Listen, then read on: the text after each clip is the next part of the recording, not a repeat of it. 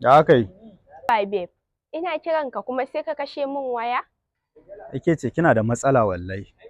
Daman za ka iya yin fushi da ni baka huce ba, daman har yanzu fushi kake yi da ni? Don Allah babe ka yi haƙuri, wallahi ba zan sake ba insha Allah. Shikenan na haƙura. To na ji, in ka haƙura ɗan yi dariya mu ji. Au, daman haka ake yin dariya? Ni ban siyi wannan ba. Wallahi ka san ko dariyarka akwai daɗi, ɗan ƙara min mu ji. So ko kai fa, har ka fi da kyau. Kana ina to yanzu? Kai, wata suna da matsala wallahi.